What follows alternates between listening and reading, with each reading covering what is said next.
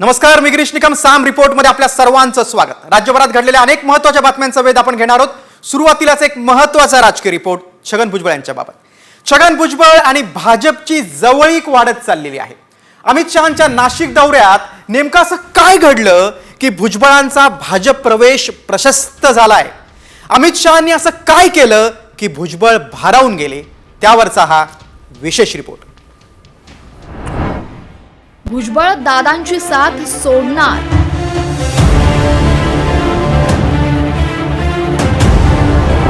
भुजबळांच्या बॅनर्सवरनं घड्याळ गायब,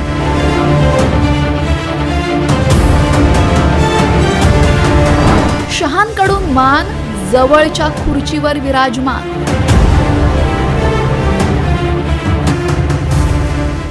मंत्रिपदावरून डावललेले नाराज भुजबळ अजितदादांच्या राष्ट्रवादीपासून दिवसेंदिवस लांब जात असल्याचं दिसतंय।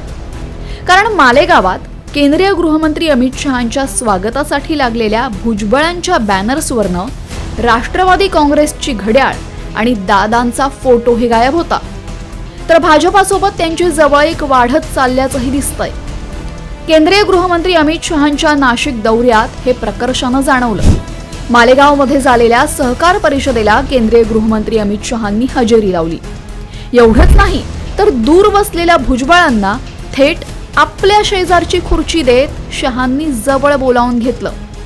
सभा सुरू असताना अमित शहा आणि छगन भुजबळांमध्ये सुरू असलेल्या गुफ्तगूंनी सुद्धा सगळ्यांचं लक्ष वेधून घेतलंय। शहा एवढ्यावरच थांबले नाहीत, तर छगन भुजबळांच्या आग्रहामुळेच आपण मालेगावच्या सहकार परिषदेला आल्याचं अमित शहांनी आवर्जून आपल्या भाषणात सांगितलं। तर भुजबळांनीही हा आपल्यासाठी मोठा सन्मानच असल्याची भावना व्यक्त केली आहे। एनडीए के वरिष्ठ नेता, नासिक के निवासी श्रीमान छगन भुजबल जी, जिनके निमंत्रण पर मैं आज यहाँ आया हूँ। अमित शहा साहेबांचं मोठेपण आहे की त्यांनी जे आहे लांब बसलेलो तुम्ही जवळ बसून घेतलं, त्यावर मला विश्वास नव्हता की असं होऊ शकतं। भुजबळांना आधी राज्यसभेतून डावललं, त्यानंतर त्यांना मंत्रिपदापासून लांब ठेवलं। त्यामुळे नाराज झालेले भुजबळ भाजपात जाणार असल्याच्या चर्चांना उधाण आलंय। त्यांनी यापूर्वी अनेकदा फडणवीसांचंही जाहीर कौतुक केलंय। आता तर थेट पोस्टरवरच घड्याळ गायब करून अमित शहांच्या जवळ खुर्चीवर विराजमान झालेल्या भुजबळांनी योग्य टायमिंग साधल्याची चर्चा रंगली आहे। केवळ आता त्यांच्या भाजपा प्रवेशाच्या मुहूर्ताचीच प्रतीक्षा सर्वांना लागल्याचं दिसतंय। ब्युरो रिपोर्ट, साम टीव्ही। मालेगावातल्या सभेवरचा रिपोर्ट आपण पाहिला। एकीकडे भुजबळांना खुर्ची दिली आणि त्याच सभेतून अमित शहांनी मात्र राष्ट्रवादीचे अध्यक्ष शरद पवार यांच्यावर जोरदार हल्लाबोल केला। 10 वर्ष कृषी मंत्री असताना महाराष्ट्रासाठी काय केलं, असा सवाल शहांनी आपल्या भाषणातून पवारांना विचारलाय। पवार साहब को जरूर पूछना चाहता हूं, पवार साहब, आप 10 साल तक देश के कृषि मंत्री रहे, उस वक्त ये सहकारिता मंत्रालय आपके अंतर्गत आता था। आप महाराष्ट्र की जनता को जरा हिसाब दीजिए। महाराष्ट्र के कोऑपरेटिव आंदोलन के लिए पवार साहब आपने क्या किया है? चीनी मिलों के लिए क्या किया है? पैक्स के लिए क्या किया है? किसान के लिए क्या किया है? कोऑपरेटिव के लिए क्या किया है? सिर्फ मार्केटिंग बनकर नेता बनना पर्याप्त नहीं है, जमीन पर काम करना पड़ता है। पवार साहब, जमीन पर काम करना पड़ता है। तर दुसरीकडे शरद पवारांनी देखील अमित शहांचा समाचार घेतलाय। अमित शहांवरील संस्कार कोल्हापूरचे वाटत नाहीत, अशा शब्दात पवारांनी पलटवार केलाय।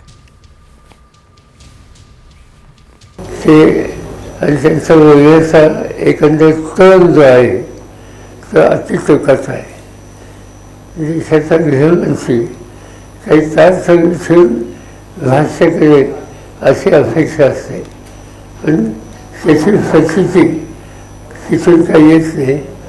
खरं म्हणजे ते काही कोल्हापूरचे संस्कार वाटत नाही, आणि त्यामुळे अमित शहा हे कोल्हापुरात शिकले का आणखीन कुठं शिकले हे मला माहिती नाही।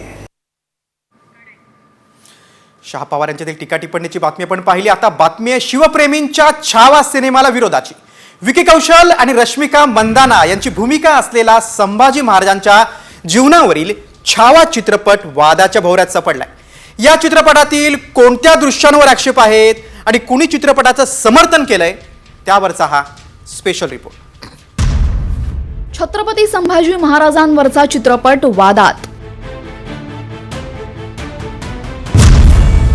लेझिम नृत्यावरनं पेटला वाद. चित्रपटासाठी केली इतिहासाची मोडतोड.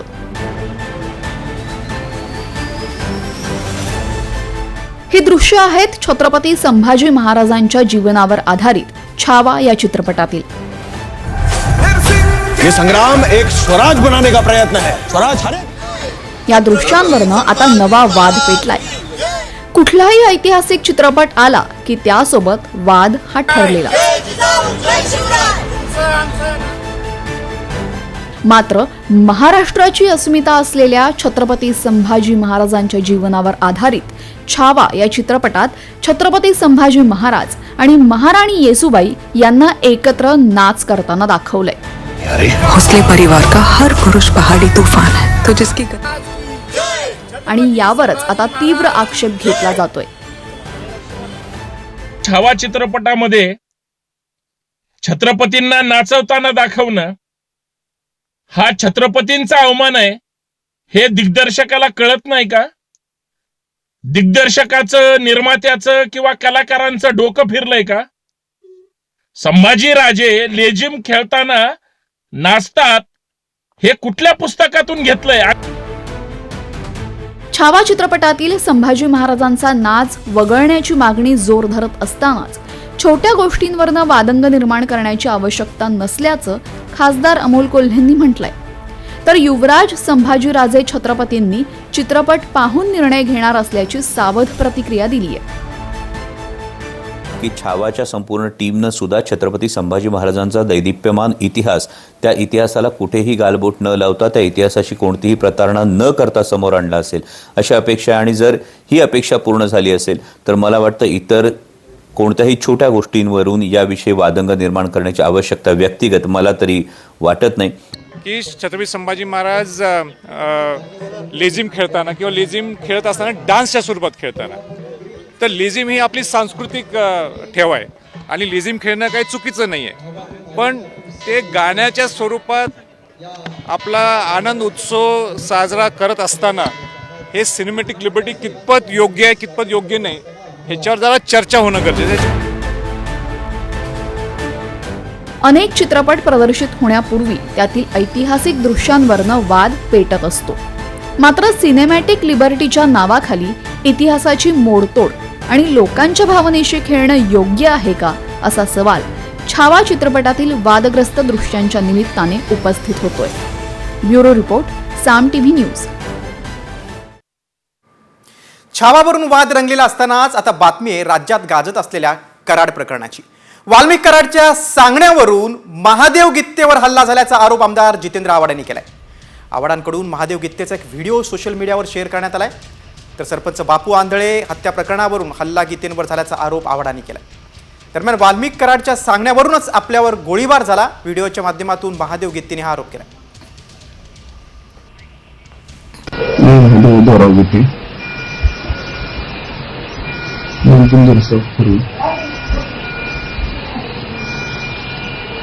माझ्या घरी सोमनाथ सेलगरे, बापू आंधळे, सुनील गोरे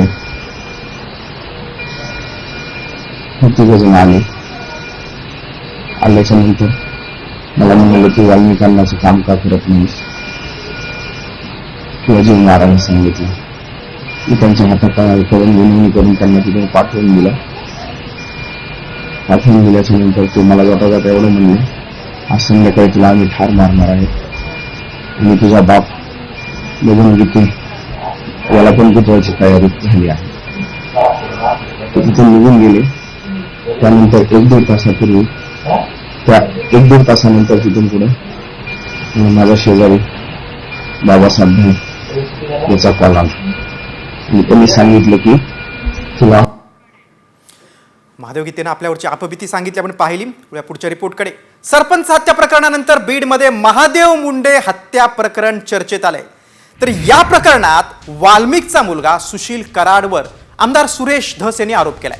मात्र कोण होता महादेव मुंडे आणि त्याचं सुशील कराडचं कनेक्शन काय आहे, त्यावरचा हा स्पेशल रिपोर्ट. देशमुखांनंतर बीडमध्ये मुंडे हत्या प्रकरण. परळी वैद्यनाथच्या तहसीलच्या समोर खून झाला. महादेव मुंडे हत्येचं सुशील कराडचं कनेक्शन. ते ऍडिशनल सरांनी होतं, त्यांनी विचारलं त्या पोलिसांना, तर तो म्हणले आम्हाला फोन आलते. ते म्हणले फोन कुणाचे आलते.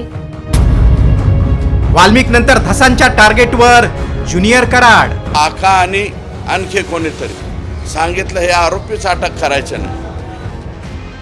मस्साजोगचे सरपंच संतोष देशमुख हत्या प्रकरणानं वातावरण तापलं असतानाच आता बीडमध्ये आणखीन एक हत्येचं प्रकरण समोर आलंय आणि या प्रकरणात ज्युनियर कराड कनेक्शन असल्याचा आरोप आमदार सुरेश धस यांनी केलाय.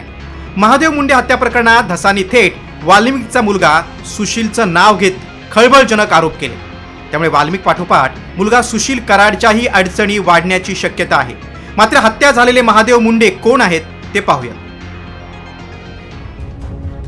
महादेव मुंडे परळीतल्या कन्हेरवाडीचे दूध व्यावसायिक. 2022 मध्ये भोपळा गाव सोडून अंबाजोगाईला स्थलांतर केलं. वर्षभरातच महादेव मुंडेंची धारदार शस्त्रानं हत्या झाली होती. 22 ऑक्टोबर 2023 ला वन विभाग कार्यालयाच्या आवारात मृतदेह आढळला. 3 महिन्यानंतर कारवाई न केल्यानं व्यापाऱ्यांकडून परळी बंदची हाक देण्यात आली. तब्बल 15 महिन्यांपासून महादेव मुंडेच्या हत्या प्रकरणातील आरोपींचा छडा लागला नाही. मात्र सुशील कराडनं मुंडे कुटुंबाला 150 कॉल केल्याचा आरोप होतोय. तर पोलिसांचे सीडीआर तपासणीची मागणी महादेव मुंडेंच्या पत्नीनं केली. 6 मोबाईल क्रमांकावरून वाल्मिक कराड यांचे चिरंजीव सुशील आणि श्री या 2 मुलांनी या 6 मोबाईलला अर्धा पास सतत मला वाटतं 100 वेळा 150 वेळा मोबाईल केलेले. फोन कोणाचे आलते हे तर सांगा ना. तर त्यांनी सांगितलं नाही. आमच्या देखत अद्याप त्यांनी काही सांगितलं नाही कुणाचा आला काय झाला फोन. मग तुम्ही काय करा, त्यांचे मोबाईल सगळे चेक करा. त्या पोलीस स्टेशनचे जेवढे पोलीस आहेत, लहान मोठे अधिकारी जे इथून मागं बी होऊन गेले, जे इथून सध्याचे बी आहेत, त्यांचा बी सीडीआर काढा सर्व पोलिसांचा. महादेव मुंडे प्रकरणाचा तपास परळीच्या सानप नावाच्या प्रामाणिक अधिकाऱ्यानं सुरू केला होता. मात्र त्यांच्यावर राजकीय दबाव टाकून त्यांना बदलीसाठी भाग पाडलं आणि आरोपींना वाचवल्याचं धस यांनी म्हटलंय. मात्र यामुळे वाल्मिकचा मुलगा सुशील कराडचे अनेक कारनामे समोर आले.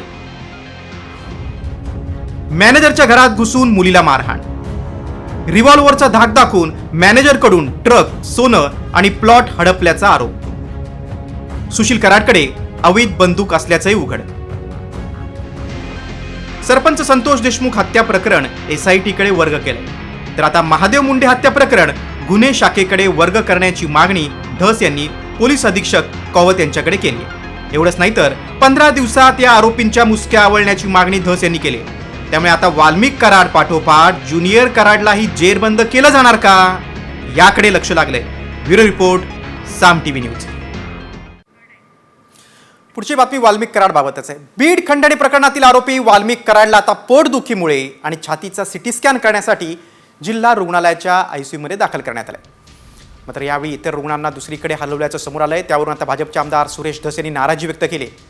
तर कराडच्या छातीच्या CT स्कॅन नंतर पुढील उपचाराची आता दिशा ठरवणार असल्याचं डॉक्टरांनी स्पष्ट केलंय. जे काही फिजिशियन आहेत, त्याला फिजिशियन म्हणतो, त्यांचा जो ऑब्स्ट्रक्टिव्ह स्लीप अपनिया आहे त्याच्याबद्दल त्यांना सुद्धा तपासण्यासाठी त्यांनी सर्जन जे तपासत आहेत त्यांना रेग्युलर त्यांनी विनंती केलेली होती. त्या विनंतीच्या आधारे आपले फिजिशियननी सुद्धा त्यांना आज तपासण्यात आलेलं आहे. तर त्यांच्या ॲडवाईसनुसार त्यांनी त्यांना छातीचा CT स्कॅन करण्यासाठी ॲडवाईस केलेला आहे, असं आतापर्यंतची एक माहिती आहे. त्याचा अहवाल जो आहे तो संध्याकाळपर्यंत आपल्याला प्राप्त होईल. त्याच्यानंतर त्याच्यावर आपल्याला भाष्य करता येईल. आता मनोज जरांगेंच्या सवालाकडे. वाल्मिक कराडवर अद्याप खुनाचा गुन्हा का दाखल केला नाही, असा सवाल मराठा आंदोलक मनोज जरांगे पाटलांनी विचारलाय. तपास यंत्रणेला काय पुरावा हवा आहे ते काही कळत नाही, पण खून कोणी केलाय हे लोकांना कळलंय, असं जरांगे पाटलांनी म्हटलंय. तपास यंत्रणा आणि मुख्यमंत्री गृहमंत्री यांना काय पुरावे पाहिजे हेच कळायला तयार नाही जनतेला. खरा खून करणारे कोण हे जनतेसमोर आता सिद्ध झाले. तुम्ही किती लपाछपी केली, सरकारमधले मंत्री वाचवायचा प्रयत्न केला, किंवा तो कोण आहे सरमाड का खरमाड्या तो कोण आहे तो कितीही लपवायचा प्रयत्न केला, तरी राज्यातल्या जनतेसमोर गेलेले खंडणी मागायला येणेच पाठविलं आणि खून करायला पण येणेच पाठविलं. म्हणजे मुख्य आरोपी तोच पाहिजे. बीड सरपंच हत्या प्रकरणानंतर वळूया आता पुढच्या राजकीय रिपोर्टकडे. कालच्या मेळाव्यात उद्धव ठाकरेंनी स्वबळाचा नारा दिला खरा, मात्र त्यांनी त्यासाठी आपल्या शिवसैनिकांसमोर अट ठेवली. नेमकी ही अट काय आहे त्यावरचा हा विशेष रिपोर्ट. आधी बळ दाखवा, मगच स्वबळावर लढणार.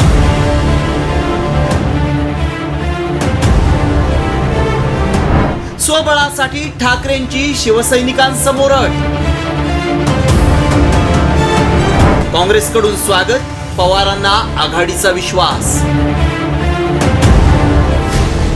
मवियात पुन्हा स्वबळावरून जुंपलीय.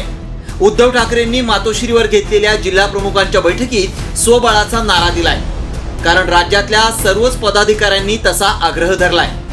मात्र यासाठी उद्धव ठाकरेंनी पदाधिकाऱ्यांसमोर काही अटी आणि शर्ती ठेवल्या. राज्यभर बळ दाखवा, त्यानंतरच स्वबळाचा विचार करणार असल्याचं उद्धव ठाकरेंनी स्पष्ट केलंय.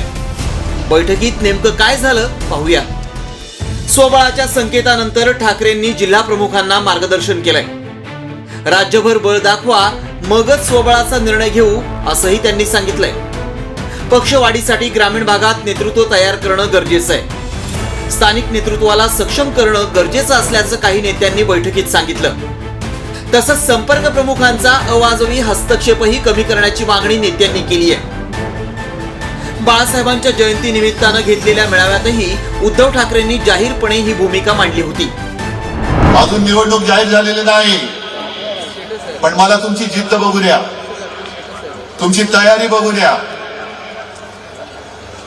ज्या भ्रमात आपण राहिलो तो पहिला त्या भ्रमातनं बाहेर या, आणि ज्या क्षणी माझी खात्री पटेल आपली तयारी झाली, मी कार्यकर्त्यांच्या मनाप्रमाणे निर्णय घेतल्याशिवाय राहणार नाही. आणि जर तुम्ही सगळे शपथ घेऊन सांगत असाल तर जेव्हा वेळ येईल तेव्हा मी एकटा लढण्याचा निर्णय नक्की घेतल्याशिवाय राहणार नाही. काँग्रेसनं मात्र उद्धव ठाकरेंच्या या भूमिकेचं स्वागत केलंय. तर उद्धव ठाकरेंनी आपल्याशी चर्चा केल्यानुसार ते एवढ्या टोकाची भूमिका घेतील असं वाटत नाही, असा विश्वास पवारांनी व्यक्त केलाय. सेनेचे सर्व आहेत उद्धव साहेब, आणि ते सांगत असतील तर त्यांच्यामुळे आता त्यांनी निर्णय घेतला असेल तर त्याचं स्वागतच करावं लागतं. राजकारणामध्ये की बाबा आम्ही बोलू बसू असं नाही ना. त्यांनी एखाद्या खालच्या माणसाने बोललं असतं तर विषय वेगळा असता. 2 दिवसापूर्वी ते माझ्याकडे आले होते आणि सविस्तर चर्चा झाली. त्याच्यामध्ये त्यांची जे काही काल त्यांनी सांगितलं तसं त्यांचं मत आहे, पण त्याच्यासाठी एकदम टोकाची भूमिका त्यांच्याकडून घेतली जाईल असं मला वाटत नाही. विधानसभेतल्या पराभवानंतर पक्षाला उभारणी देण्याचं मोठं आव्हान उद्धव ठाकरेंसमोर आहे. त्यामुळे स्थानिक स्वराज्य संस्थांच्या निवडणुकीच्या पार्श्वभूमीवर स्थानिक पातळीवरील कार्यकर्त्यांचं मनोबल वाढवण्यासाठीच ठाकरेंनी सशर्त स्वबळाचा नारा दिल्याची चर्चा आहे. मात्र यामुळे कार्यकर्त्यांचं बळ वाढणार की आघाडीचाच खल होणार याकडे लक्ष लागलंय. ब्युरो रिपोर्ट, साम टीव्ही न्यूज. त्यामुळे स्वबळाचा सशर्त नारा देणाऱ्या उद्धव ठाकरेंनी पक्ष सोडून जाणाऱ्यांबाबत आक्रमक भूमिका घेतलेली आहे. ज्यांना जायचंय त्यांनी जा, असं उद्धव ठाकरेंनी म्हटलंय.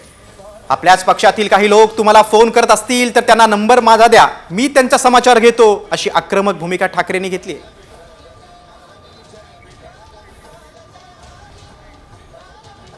ज्यांना जायचंय त्यांनी जा, उद्धव ठाकरे यांची बैठकीत ही भूमिका होती.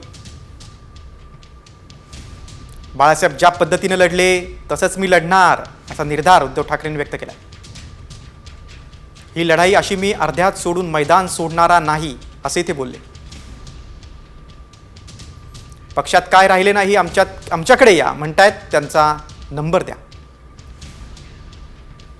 तुम्हाला फोन करणाऱ्यांचा मी समाचार घेतो, असे उद्धव ठाकरे बोलले.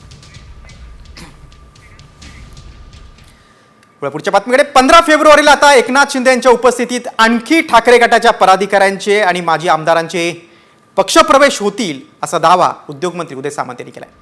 तर कुणाला जायचं असेल त्यांनी जावं असा इशारा आमदार आदित्य ठाकरेंनी दिलाय.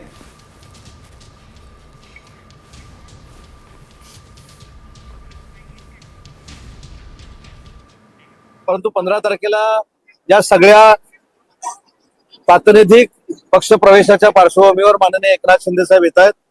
पुन्हा एकदा ही सगळी पदाधिकारी मंडळी एकनाथ शिंदे साहेबांना भेटतील. माजी आमदार काही प्रवेश करतायत, काही संपर्क प्रमुख, सहसंपर्क प्रमुख, माजी जिल्हा प्रमुख हे सगळे प्रवेश करणार आहेत. आणि त्याच्यामुळे मला असं वाटतं की आमची ताकद जी आहे या रत्नागिरी जिल्ह्यातली, दुर्दैव असं आहे की ही सगळी मंडळी जर अगोदर जिल्ह्यातली आली असती तर गुहागरची जागा देखील आम्ही जिंकली असती. ही मात्र खंत आमच्या मनामध्ये आहे. जे कोणी आमच्यासोबत या महाराष्ट्रासाठी लढत आहेत, या मातीसाठी लढत आहेत, महाराष्ट्राच्या मातेसाठी लढत आहेत, पूर्ण आपण पाहतो नागरिकांसाठी लढत आहेत, ते आमच्यासोबत आहेत. बाकी ज्यांना जायचं ज्यांना यायचं आम्ही कोणाला थांबवलं नाहीये. आम्ही एवढंच सांगतोय की महाराष्ट्राशी गद्दारी करू नका. आज जसं तुम्ही काल पाहिलं असेल, अदानी आता मदर डेअरीच्या तिथे जमीन खायला निघालेत, धारावी खायला निघालेत. महाराष्ट्र अदानीच्या हाती द्यायचं असेल तर जरूर ज्यांनी गद्दारी करायची त्यांनी करावी, पण त्यांचं उत्तर त्यांनी महाराष्ट्राला देणं गरजेचं आहे. राज्यातल्या राजकीय बातम्यांनंतर आता महाकुंभमेळ्यातील एक घडामोड. 90च्या दशकातील प्रसिद्ध अभिनेत्री जिनं आपल्या सौंदर्यानं प्रेक्षकांना घायाळ केलं होतं, त्या अभिनेत्री ममता कुलकर्णीनं संन्यास घेतला. किन्नर आखाड्यात महामंडलेश्वर बनवलं जाते, ज्यामध्ये ममता कुलकर्णीला विधी करून महामंडलेश्वर ही पदवी दिली.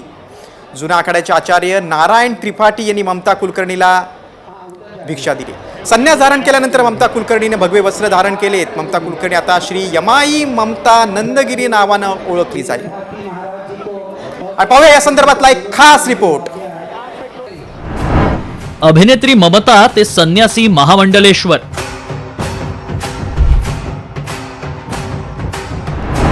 महाकुंभात ममता बनली संन्यासी. ममताचा बॉलिवूड ते किन्नर आखाडा प्रवास.